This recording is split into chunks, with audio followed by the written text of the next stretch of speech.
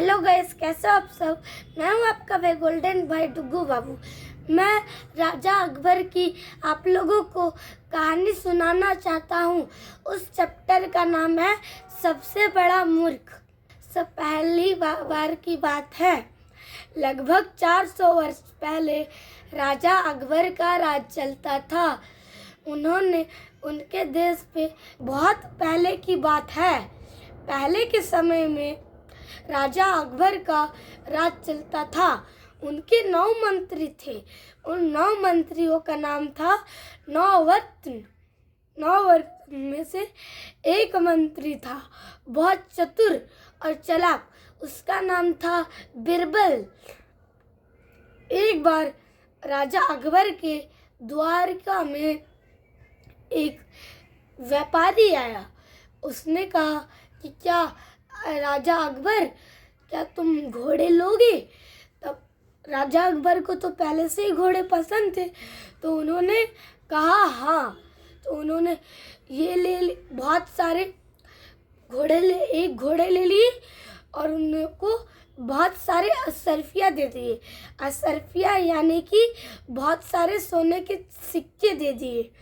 तो फिर राजा बिरबल उनको कुछ कहना चाहता था राजा अकबर को, लेकिन मंत्री के रूप में वो बीच में नहीं बात कर पाया।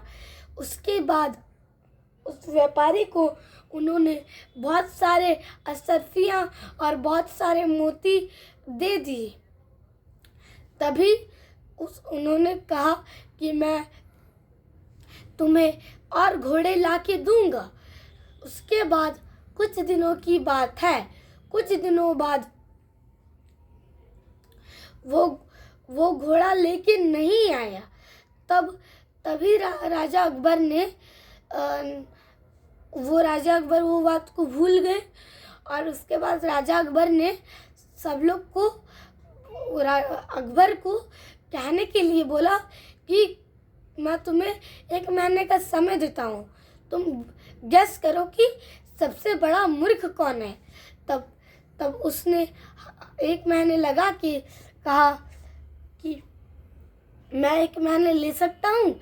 तब राजा अकबर ने कहा हाँ, ले सकते हो। तब ठीक है, वो ले लिए। उसके बाद जब राजा अकबर ने पूछा कि अरे भाई, तुम्हारा मूर्ख वाला बात याद है। तो उन्होंने कहा हाँ, मुझे याद हो गया।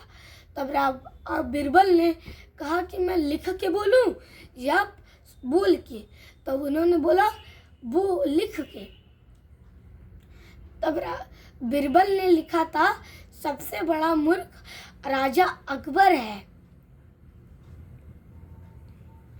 तो राजा अकबर ने बहुत गुस्से आंखों से बिरबल को देखा है, मैं कैसे सबसे बड़ा मूर्ख हो सकता हूँ।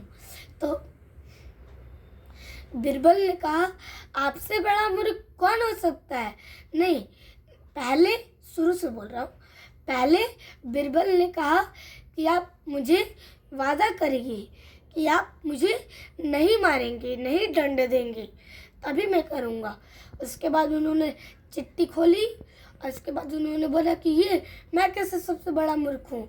तब राजा बिरबल ने कहा कि आपसे बड़ा मूर्ख कौन हो सकता है, और हंसते मन में कहा कि कैसे, अगर आपको कोई पागल है, अगर आप बिन जाने अपने दूसरे व्यक्ति को, जिसको आप कभी नहीं देखे हैं, जानते तक नहीं है, आप उसको इतना सारा पैसा कैसे दे सकते हैं।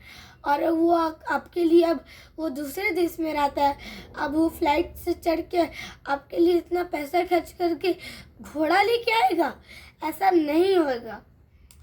तो इससे हम लोगों को क्या सीख मिलती है, बिन अनजाने को किसी को भी ज़्यादा पैसा नहीं देना चाहिए। तो गाइस, आप लोग मुझे लाइक सब्सक्राइब करें और मेरा कहानी कैसा लगा आप लोग बोले। मैं फिर दूसरा कहानी आप लोगों के पास लेके आऊँगा। तब तक के लिए बाय बाय।